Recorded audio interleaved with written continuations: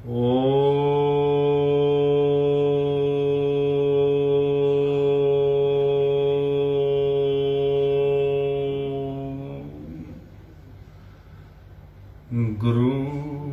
ब्रह्मा गुरु विष्णु गुरु साक्षात् परमेश्वरा गुरु पार ब्रह्म स्वामी गुरुदेव महेश्वरा त्वमेव माता च पिता त्वमेव बंधु च सखा त्वमेव विद्या च दर्वण त्वमेव मम देव वंदो चरण सरोज गुरु मधुमंगलाकार जैसे वतनर होते हैं भवसागर से पार गुरु जी के सिमरण मात्र से नाशत विघ्न तासे सर्व परम में ध्यावत है सब संत आप प्रगटे जगत में जीविका ने स्तारने शब्द नाव बनाए सुंदर जीविका को तारने नम्रता और दीनता से भेंट सतगुरु लीजिए मैं हूं शरणागत तुम्हारो दास अपना कीजिए। बोलो जयकारा बोल मेरे श्री गुरु महाराज जी की जय। बोल साचे दरबार की जय। आज 3 मई मंगलवार अमृतवाणी सेवा ट्रस्ट से हरियर सत्संग मंडल की तरफ से दैनिक सत्संग का कार्यक्रम आरंभ करते हैं। आज दिन भी बहुत भागों वाला है। आज के दिन बहुत कुछ हुआ। आज के दिन द्वापर त्रेता युग जो लिखा हुआ आ रहा है, जो मैसेज आ रहे हैं, अक्षय चतुर्थी है। आज के दिन बहुत कुछ हुआ। परशुराम जी का जन्म हुआ। मतलब कि आज का दिन जो है एक ऐसा दिन है, मल्टीपल त्योहार हैं आज के दिन हमारे हिंदू पर्व के जो हैं, इसलिए जो है छुट्टी भी है साथ में ईद के कारण जो है आज हमारा। तो इस तरह करके जो है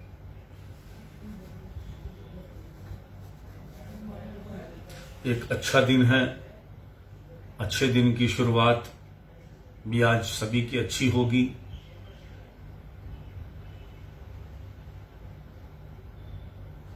तो अब जो है सत्संग सुनेंगे,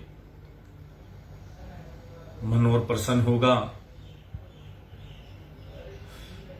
सभी वृत्तियां सभी तरफ से हटाकर अपनी एक तरफ सत्संग की कर लें।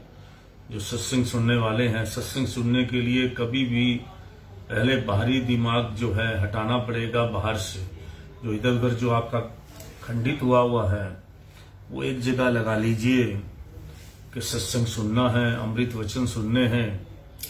तभी हमारे दिमाग के अंदर जो है ये इसका वचन जो है प्रॉपर बैठ सकेंगे। नहीं तो ऐसे हवा की तरह इधर से सुनेंगे, इधर से निकल जाएंगे और फिर जो है वो फायदा नहीं होने वाला।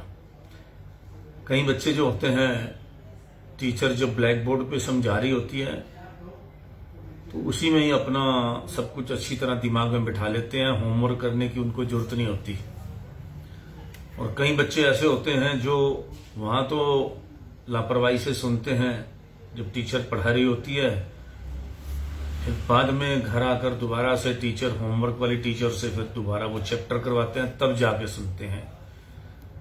अब आपकी मर्जी है कि आप बाद में उसको सुने या पहले सुने, मेरे साथ सुने। तो जो है, नहीं तो आजकल ये मोबाइल सिस्टम है, जब मर्जी आप सत्संग को सुन सकते हैं। जब एकाग्र हो, जब मन आपका अच्छा हो और सोच लें कि मूड खराब है, कुछ अच्छा नया सुनना है, तो तब आप जो है सत्संग को शुरू कर सकते हैं।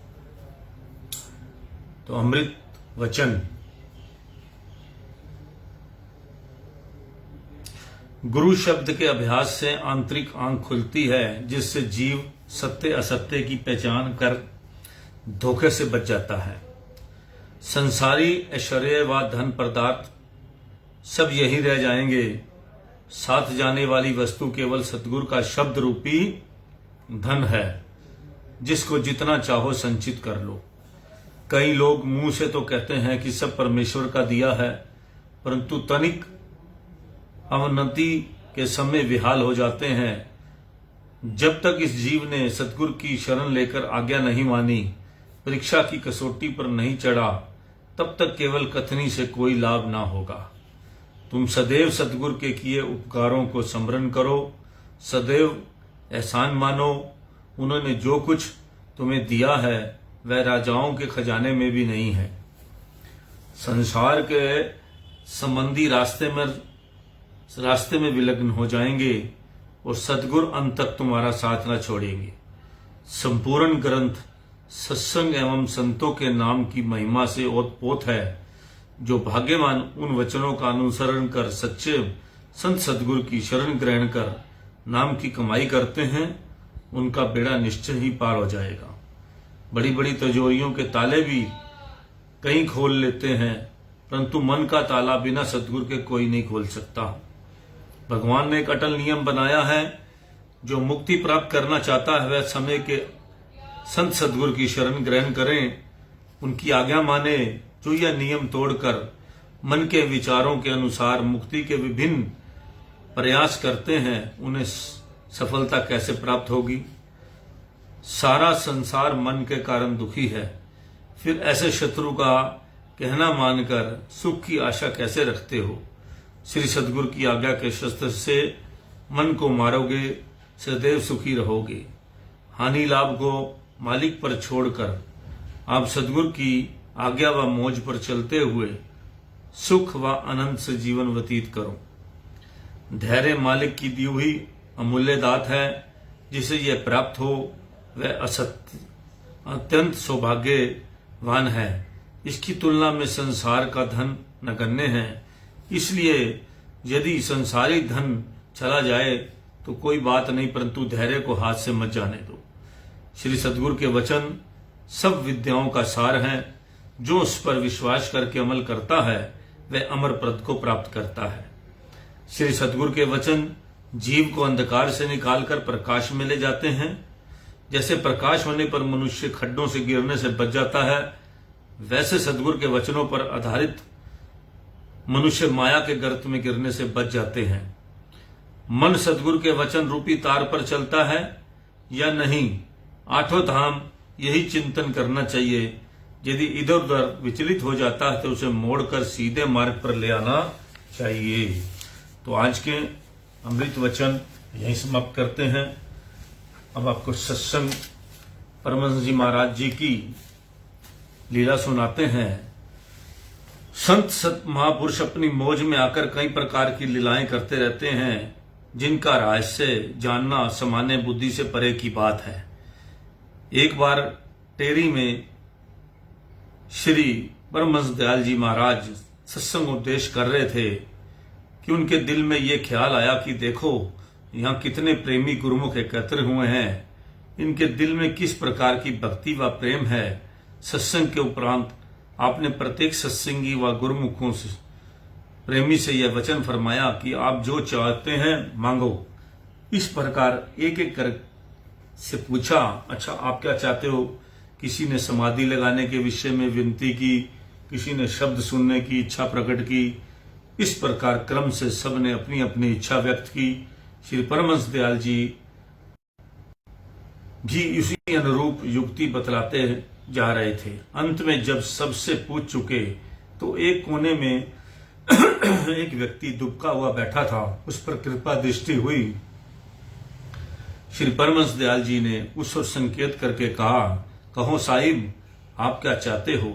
तो उसने फारसी में ये शेर पढ़ा, ना जहां जलाला किबरिये में ख्वाहिम, ना दर्द तुरा हेच दवा में ख्वाहिम, हर कस जोरे तू मतलबे में ख्वाहिद, मां खस्ता दिला आज तू तुरा में ख्वाहिम। अर्थ क्या है इसका?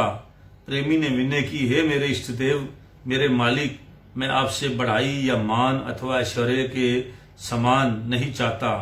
मैं आपसे अपने दर्द के लिए औषधि भी नहीं चाहता कि मेरे दुख दर्द का इलाज करो, इस दुखों को दूर करो। दुनिया का प्रत्येक प्राणी आपसे अपनी विवशता प्रकट कर अपना स्वार्थ सिद्ध करना चाहता है, लेकिन है मेरे प्यारे, यह दास तो तुमसे सिर्फ तुम ही को मांगता है, किसी और वस्तु की इच्छा नहीं है। तब श्री परम दयाल जी मुस्कुराते हुए उस प्रेमी की कृपा भरी दृष्टि से देखा और फरमाया, ठीक है, रूहानियत में सबसे उत्तम एवं श्रेष्ठ मांग यही होती है। सच्चे प्रेमी की यही भावना हुआ करती है। जैसी जिसकी भावना उसे तदुपरांत फल मिलता है। इस श्री प्रवचनों को श्रवण कर तथा श्री परमहंस दयाल जी की दिव्य ज्योति के दर्शन करते हुए उस प्रेमी ने अपने अंदर एक दिव्य अलौकिक हुए पाया। इस प्रकार कृतार्थ हो मुक्त कंठ से आपकी महिमा गाने लगा। अर्थात जो सच्चा प्रेमी होता है उसे दुनिया की किसी वस्तु से प्रयोजन नहीं होता, उसे वास्तव में जीवन के वास्तविक गूढ़ रहस्यों का पता चल जाता है। अतः वह मालिक से केवल उसी को मांगता है, क्योंकि जब मालिक को अपना बन गया तो उसकी रिद्धियां सिद्धियां स्वयं उसके चरणों में आ जाती हैं। माया मायापति की दासी है। इसके विपरीत यदि माया की इच्छा करो तो यह अपनी नहीं बनती, अंत में धोखा दे जाती है। अतः सच्चा प्रेमी वही है जो केवल अपने इष्ट देव मालिक के अतिरिक्त किसी वस्तु की इच्छा नहीं रखता। संत महापुरुष तो दयालु होते हैं, वे अपनी कृपा से सबको दामन भरते हैं। अब यह जिज्ञासु की अपनी भक्ति भावना पर निर्भर है, जितना पात्र होगा उतना ही ग्रहण कर सकेगा। क्या उस सुंदर उत्तर दिया उस प्रेमी ने, आपके सिवा मुझे कुछ नहीं चाहिए। जिस दिल में सद्गुरु का निवास हो गया वहां कभी किसी चीज की कमी नहीं रह गई। ध्यान, समाधि, साधन, संयम सब उसी में समा गए। इसलिए जिज्ञासु को सर्वदा अपने मालिक से उसी को ही मांगना उचित है। वैसे तो महापुरुष पराविद्या के स्वामी होते हैं। वे सर्वगुण संपन्न तथा जन्म से ही अवतारित विभूति होते हैं। वे किसी से ज्ञान लेते नहीं, अपितु देने के लिए आते हैं। फिर भी संसारिक दृष्टिकोण से वह स्वयं वही कार्य करते हैं जिस पर संसार चल सके। इसी प्रकार श्री परमहंस दयाल जी ने अवतारी विभूति होते हुए भी संसार के सामने यह आदर्श रखा कि लोग कैसे बड़े बने और महान बनने के लिए कौन से गुण अपनाए जाएं। आप फरमाते थे कि त्वाजा को जमी से हमने पाया, हिल्म कर सबका मुर्दा ने पढ़ाया। सजावत का सबक पाया अब्र से, छुपाना ऐब का शब ने सिखाया। सब्र का सबक अलिश ने पढ़ाया, हवा ने लफ्ज़े आजादी सुनाया। मुरव्वत का सबक लिया शजर से, तराजू से अदल का हुनर पाया। करो इखलास सबसे एक जैसा, महतबा ने ये नुस्खा पढ़ाया। तो इसका मतलब ये है, त्वजा को जमी से हमने पाया, अर्थात त्वजा अर्थात ईमानदारी या आदर भाव, सम्मान देने का गुण धरती से लिया है। जिसका अर्थ ये है, धरती में इतनी सहनशीलता है कि सब प्रकार की वनस्पतियां, अनाज जमीन पर पैदा होते हैं। समग्र विश्व के लोग इससे अपना पालन पोषण करते हैं। जमीन पर कोई कुआं खोदता है, कोई मकान बनाता है, कोई खड्डे खोदता है। धरती से सबको सब प्रकार से आराम मिलता है, किंतु वह किसी को भला बुरा नहीं कहती।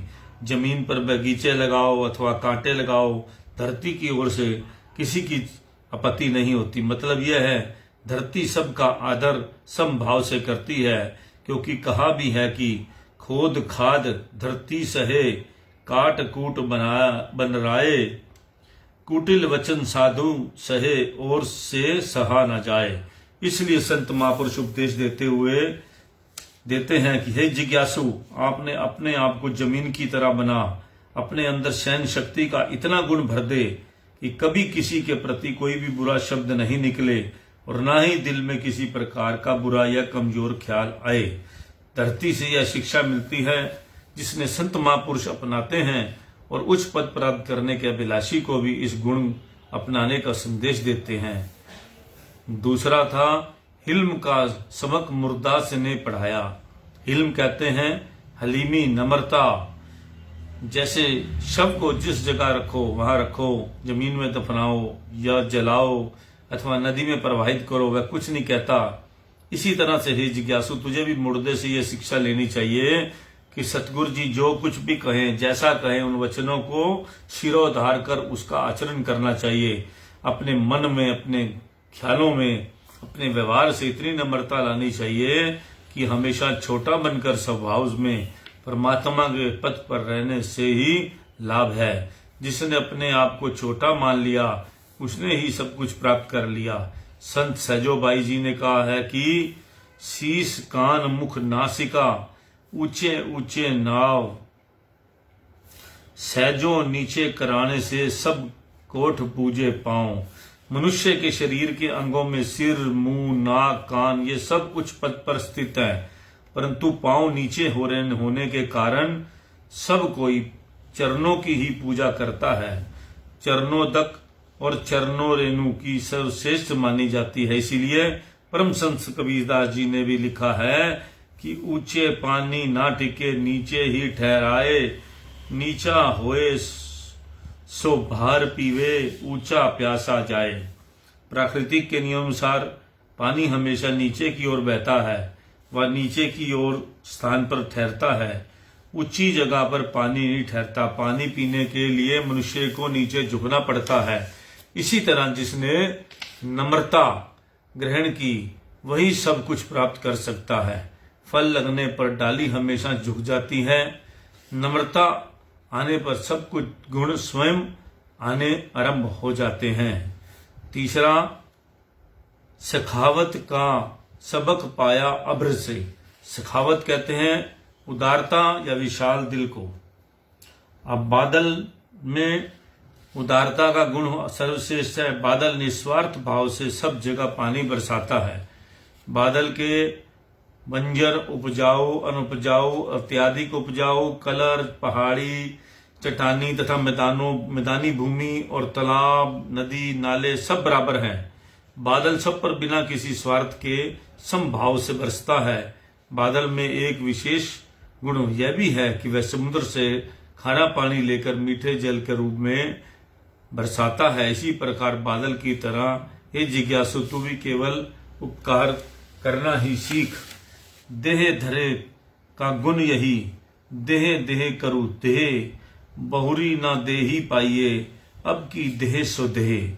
परम संत कबीरदास जी अर्थात इसी जन्म में जो कुछ करना है कर ले, परोपकार कर ताकि अपने देह को पा सके। कोई तेरे साथ जैसा भी व्यवहार करे तू उसके साथ अच्छा व्यवहार ही कर, नेकी कर, दरिया में डाल। अपने दिल में किसी से बड़ा बनने की इच्छा ना रख। छुपाना ऐब का शब ने सिखाया। ऐब कहते हैं बुराई को और शब अर्थात रात्रि। रात्रि सबकी बुराइयों पर पर्दा डालती है। अपराधी अपराध करे, चोर चोरी करे अथवा कुछ भी करो, परंतु रात्रि का अंधेरा सब कुछ छुपा लेता है। वैसे तो प्राकृतिक की ओर से अच्छे बुरे कर्मों का फल देने का प्रबंध है। कौन कहता है कि जालिम को सजा मिलती नहीं, नेक कर्मों की भला किसको अजा मिलती नहीं। अच्छे बुरे किए हुए कर्मों का फल कर्म अनुसार सबको मिल जाता है, परंतु रात्रि यही सिखाती है कि किसी की बुराई का भेद ना खोलो। हे जिज्ञासु, तेरा इतना विशाल दिल और गंभीर स्वभाव हो कि तू किसी की छोटी मोटी गलती पर ध्यान ना दे। दूसरों के दोषों को गिनना अच्छा नहीं है, अपने अवगुणों की तरफ देख। दोया है दोष पराया देख कर, चले हंसत हंसत, अपने याद न आवे जाका आदि न अंत। परमदास कबीरदास जी कहते हैं यदि मनुष्य यदि अपने अंतर्मानस में झांक कर देखे तो पता चलता है कि स्वयं में कितने अवगुण हैं। इसलिए अपने सुधार की चिंता करनी चाहिए। सब्र अतिश ने सिखाया। सब्र कहते हैं संतोष व धैर्य को, और अतिश का अर्थ है आग। जिस प्रकार अग्नि में चाहे चंदन की लकड़ी अथवा नीम, आम अथवा बाबुल, बांस आदि देवदार कोई भी लकड़ी डालो वह उसे स्वयं में भस्मसात कर दे जाती है। इसी प्रकार मनुष्य को प्रारब्ध अनुसार जो मिले मालिक का धन्यवाद करते हुए संतोष पूर्वक जीवन व्यतीत करना चाहिए। रूखा सूखा चिकना जैसा भी मिले उस पर संतोष रखकर सदा प्रसन्नचित्त मालिक के भजन में लीन रहना चाहिए।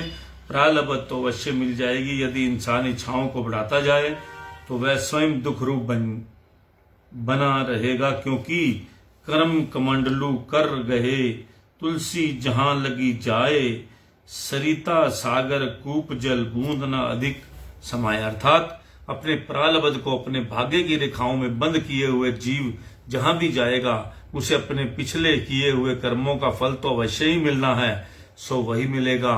तृष्णा जीव को अपनी प्रारब्ध पर राजी नहीं रहने देती, इसलिए जीव सदा दुखी बना रहता है। यदि अपने प्रारब्ध पर प्रसन्न रहें और उसे पता चले कि कितना सुखी है, हे जिज्ञासु तू भी अपने प्रारब्ध पर संतोष रख कर मालिक की भजन बंदगी में दिल लगा ताकि सुख में बन सके। हवा ने लफ्जे आजादी सुनाया, अर्थात हवा ने आजाद रहने का संदेश दिया। आजादी का अर्थ है स्वतंत्रता, परंतु यहाँ आजादी से अभिप्राय है रूह की स्वतंत्रता अर्थात मुक्ति। अर्थात रूह सब प्रकार के बंधनों से आजाद हो। मनुष्य की रूह काम क्रोध मोह लोभ अहंकार आदि का बंधन में बन चुकी है। हवा कहती है कि जैसे मैं स्वतंत्र हूं वैसे तुम भी रूह को इस बंधनों में आजाद करो, परंतु ये रूह आजाद हो कैसे? बंदे को बंदा मिले छूटे कौन उपाय, कर सेवा निर्बंध की पल में लेत छुड़ाए। परमहंस कबीरदास जी कहते हैं यह जीव तो माया मोह के बंधनों में जकड़ा हुआ है, जिसे समय के संत महापुरुष जो कि स्वयं इस बंधन से मुक्त होते हैं वही जीव को आदि व्याधि उपाधि त्रय तापों से मुक्त करा सकते हैं। अन्यथा जीव इस विकारों से निकलने के लिए स्वयं समर्थ नहीं है। संत महापुरुष जिस भक्ति पथ को दर्शाते हैं वह भी यही कहते हैं कि भक्ति स्वयं स्वतंत्र है। इस मार्ग पर चलने से ही जीव स्वतंत्र हो सकता है, क्योंकि जो स्वयं आजाद होगा वही बंधन में पड़े हुए को छुड़वा सकता है। जो स्वयं बंधन में पड़ा हुआ हो वह दूसरों को कैसे छुड़ाएगा? अतः संत सदगुरु की शरण में आकर ही जीव बंधन से मुक्त हो सकता है। इसलिए हे जिज्ञासु बंधन से मुक्त होने का साधन कर, संत महापुरुषों की संगति को शीघ्रता शीघ्र प्राप्त कर, तभी तू माया के बंधनों से आजाद हो सकेगा। मुर्वत का सबक लिया शजर से। मुर्वत का अर्थ है हमदर्दी लिहाज। शजर कहते हैं वृक्ष को। संत महापुरुषों ने वृक्षों को परमार्थ की श्रेणी में गिना है। वृक्ष तालाब मेघ तथा संत जन ये संसार में परमार्थ के लिए आते हैं, ये लोगों को भला ही पहुंचाते हैं। वृक्ष के विषय में पंजाबी कवि ने लिखा है बंदे कोली कोलों रुख चंगेरा। ध्यान से सुनिएगा, बंदे कोलों रुख चंगेरा जड़ा लग पवे बिन लायो, धीमा खाए ते फल खवावे अते फर्क न करदा छायो, चंगा खावे ते चंगा पहने अथा रब ना नाम भला बुलावे, आंख गवाला मोरिया जीवंदिया तू वेड़े काम आयो, तू केड़े काम आयो। वृक्ष का यह स्वभाव होता है वे जंगलों में बिना उगाए ही उगता है कुदरत की ओर से, परंतु वही कहीं कहीं पर लगाना पड़ता है। फिर उसके स्वभाव की विशेषता का वर्णन करते हैं कि जब उस पर फल लगता है तो वह नीचे की ओर झुक जाता है, लोग उसको पत्थर मारते हैं और वह उन पत्थरों के बदले में मीठे फल स्वादिष्ट फल प्रदान करता है, जिनके सेवन से स्वास्थ्य बनता है। वृक्ष के पत्तों से झोपड़े बनाए जाते हैं, खाद बनाई जाती है। वृक्ष की लकड़ी मकानों में घरेलू वस्तुओं अर्थात मेज कुर्सी चारपाई बनाने अथवा आग जलाने आदि के प्रयोग में लाई जाती है। किसी कवि ने तो इतना तक कहा है मनुष्य का जन्म यौवन पौढ़ अवस्था बुढ़ापा और मृत्यु समय तक लकड़ी से ही संबंध रहता है। जन्म के बाद शिशु का झूला, कुछ बड़ा होने पर बाल्यावस्था में तख्ती खेलने का सामान, यौवन में ठाट बाट के लिए लकड़ी का सोफा मेज कुर्सी आदि, सब बुढ़ापे में लाठी के सहारे चलना, अंतिम समय दाह संस्कार भी लकड़ी से होना, अर्थात आदि से अंत तक मनुष्य का लकड़ी से संबंध होता है। यह लकड़ी वृक्ष का ही दूसरा नाम है। संपूर्ण जीवन ही मनुष्य का लकड़ी से सुखदायी बनता है। विचार किया जाए तो वृक्ष को अपने तन से कोई स्वार्थ नहीं, वह कटने के लिए कोई विरोध नहीं करता, चाहे उसे कोई कुल्हाड़ी से काटे अथवा आरे के नीचे रखकर। चाहे किसी ऊंची जाति का मनुष्य उसकी छाया बैठ जाए, वह सबको छांव देता है।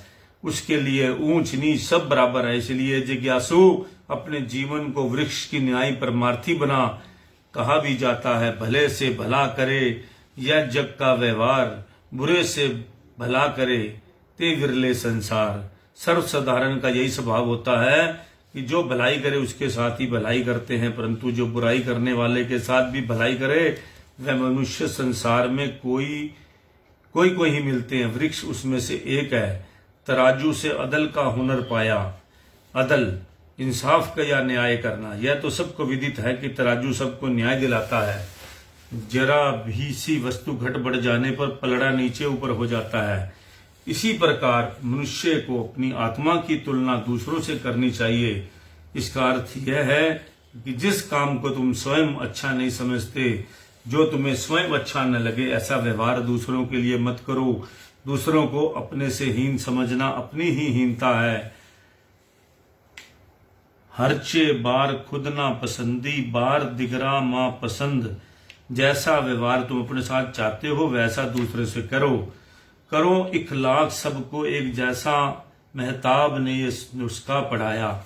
इखलास व्यवहार बर्ताव जैसे चांद सबके साथ समभाव से व्यवहार करता है, अर्थात सबको समान रूप से रोशनी तथा ठंडक प्रदान करता है। इसी प्रकार इंसान को भी इससे शिक्षा लेनी है कि सदा दूसरों के साथ मीठा बोलो, सरल स्वभाव से दूसरों के दिल में ऐसा प्रभाव डालो कि वह जिंदगी भर भूलने ना पाए। जैसे चांद की रोशनी से भूले भटके प्राणी को रोशनी प्राप्त होती है, जैसे चांद की रोशनी से भूले भटके प्राणी को रोशनी प्राप्त, इसी प्रकार ही पथ प्रदर्शक बनकर दूसरों को मार्ग दिखाओ। हे जिज्ञासु, यदि तुम्हें ध्येय प्राप्ति की अभिलाषा है तो सबके साथ समभाव भाव से रहो, निस्वार्थ व्यवहार कर, तभी तुम मंजिल पर पहुंच सकेगा। कितना परमार्थ भरा है एक एक पवित्र वचन में। श्री परमहंस दयाल जी फरमाते हैं, जिज्ञासु, प्रकृति की प्रत्येक जड़ वस्तु तुझे शिक्षा प्रदान करती है। तू उससे शिक्षा लेकर अपने जीवन को तदनुरूप आचरण में ढाल। हमने भी इन जड़ वस्तुओं से शिक्षा ग्रहण कर जीवन को उसकी शिक्षा अनुसार बनाया, तभी अपने ध्येय को प्राप्त कर सके। और सदा संत महापुरुष भी इसी मार्ग पर चलते आए हैं और चलेंगे। परमार्थ, परोपकार, समदृष्टि, न्यायोचित व्यवहार, सच्चाई तो उनके मुख्य नियम बस सिद्धांत हैं जिन पर वे चलकर संत महापुरुषों की पदवी प्राप्त करते हैं। अतः आचरण ही जीवन है, आचरण ही शेष ध्येय प्राप्ति का एकमात्र साधन है। इसी मार्ग को अपनाकर मंजिल पर पहुंच जाओ। इस तरह महापुरुषों ने आज बहुत सुंदर एक एक चीज का मतलब सिखाया है कि हमें किस चीज से, धरती से क्या शिक्षा लेनी है, वृक्ष से क्या शिक्षा लेनी है। हर चीज का एक मतलब, ये जितने भी जड़ पदार्थ हैं ये शिक्षा देते हैं और सचमुच हम उनसे लेते हैं।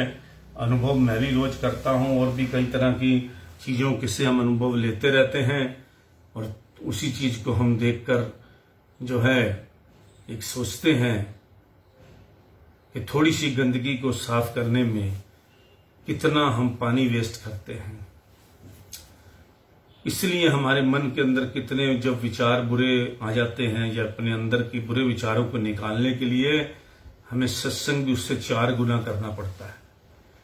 भक्ति 4 गुना होनी चाहिए। जितना हम सारा दिन में काम करते हैं, पाप कम करोगे, भक्ति कम भी करोगे तो चल जाएगी। लेकिन आज का इंसान, आज का सिस्टम कदम कदम पर जो है इंसान जो है झूठ, निंदा, चुगली, बहुत समय हम बर्बाद करते हैं।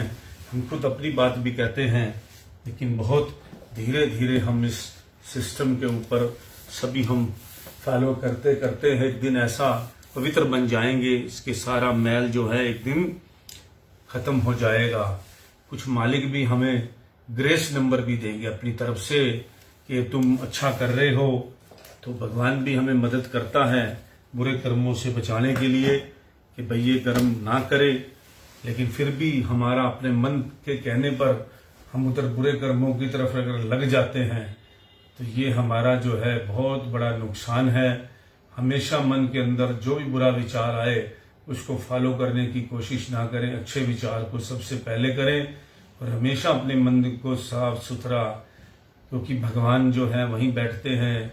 आत्मा जो हमारे अंदर है वो सुखी तभी रहेगी जब हम प्रभु का नाम लेते रहेंगे। और कल आपको सत्संग में बताया था कि नाम तो हमारे अंदर चल रहा है 24 घंटे, सिर्फ हमने उसकी तरफ ध्यान देना है। सूरत शब्द योग की तरफ ध्यान देना है, लगाना है उसको, अपनी जो है सूरत है वो शब्द में लगानी है और उसको योग द्वारा लगाना है, अपना नाम का सिमरन करना है। तभी हम जो है उस सिस्टम को आगे पा सकेंगे जिसके लिए इस मनुष्य जन्म को हमने प्राप्त किया है। इस मनुष्य जन्म को खराब मत करो, बहुत मुश्किल से मिलता है। महापुरुषों ने यही कहा है कि जन्म 84 लाख योनियों के बाद मिलता है और इसका जो है इस जन्म को फायदा उठा लो और अपने प्रभु के साथ अपना नाता जोड़ लो।